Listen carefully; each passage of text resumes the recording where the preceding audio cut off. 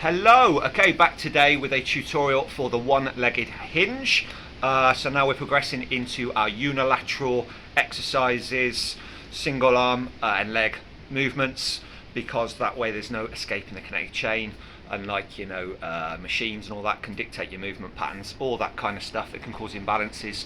So when you work unilaterally, you iron out those imbalances, and then your weaker side catches up with your stronger side. It will never be symmetrical. However, studies have shown that it could be anything between 3 and 25% discrepancy between your weaker side and your stronger side. So obviously we want it closer to 3%, and then you're going to have less chance of injuries and imbalances and all that kind of stuff. And also it's just a bit more fun, a bit more challenging, a bit more interesting. So let's have a quick look at the single leg hinge.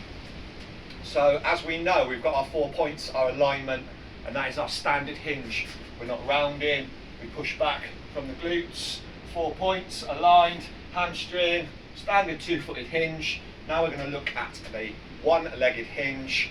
Again, balance, stability, coordination, all these kind of things that are all part of our system. So for this one, what I do, this is my left, so the camera's in reverse. So I'm going to go on the left leg first, my left.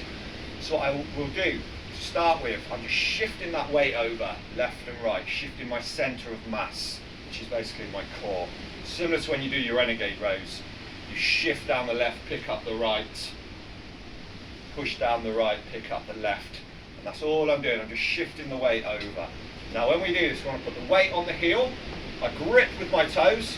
I'm shouting a little bit because it's a bit of a blowy day today, a bit windy out there. So I'm gripping with my toes, shifting the weight over on the left leg. The left arm goes out as a counterbalance, and I pick the right knee up. So that's the first thing to have a little look at. Alignment, shifting the weight over to the left, left arm out, counterbalance, pick that right leg up, aligned. I feel quite stable there, squeeze your glutes, alignment, balance, counterbalance, put it down, just try that, shift over to the right, pick the left up, just find out which is your weaker side, your more wibbly wobbly, more unstable side. Now the next thing we look at, got the alignment, got my 4 points, I'm kind of back in that rack position as well, and the left arm is out.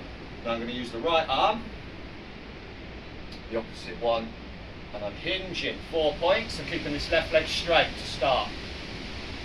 And this right leg goes back, so it's not a one-legged squat, which we'll look at later. So left arm, left leg, slight counterbalance, bend straight, so keep the left leg straight. I want to use that as my counterbalance. If it's all skew width and wobbling around, if it's driving off to the left or the right, you're going to wibble wobble. So 12 o'clock, straight up. Keep the left one straight. Not even looking for depth right now, just hinge to your knee. Drive that knee straight back up, that's your counterbalance. Put down, reset, compose, repeat. So from this angle, straight up for counterbalance. Left arm, left leg. Left leg is straight. I'm using my right leg as a counterbalance. I'm hinging from the hips. Got me 4 points, I'm not rounding. I'm not trying to get low. Back to back the knee. Drive up quick. Down, reset. I'll show you on the right. So now shift the weight over. So we're kind of coming down slow and controlled. I've got enough room there. Slow and controlled. And then up quick. Use that counterbalance. Foot down. It's not easy. Wibbly wobbly. Stood on one leg. Stood on my right leg. Right arm out. Left one. Hinge. Now at some point you're going to feel tightness down the back of this hamstring. That's alright, stretches them out. However, so that's your standard foundational one-legged hinge. Give that a go. That's just to get started. If you feel that you haven't got too much tightness or your balance is good, you can push on a little bit. And the second kind of the next progression, or the second sort of variation, will be where we go a little bit lower. So I'm going to pass the knee.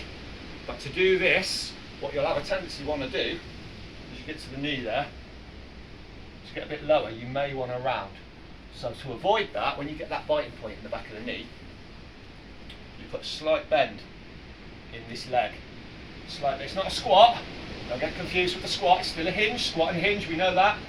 Slight bend, but it allows me to get lower without rounding. Obviously that's a lot more challenging. Okay, so that's so for now I would just stick with these standard ones, get used to it, and over time you can go a little bit lower, and there you have it. So that is our single hinge, one-legged hinge variations tutorial, and you can check that out, have a go at those, and then you'll be able to incorporate them within your next main workouts as and when they come, build, progress. So that's it for today. I'll catch you on the next one.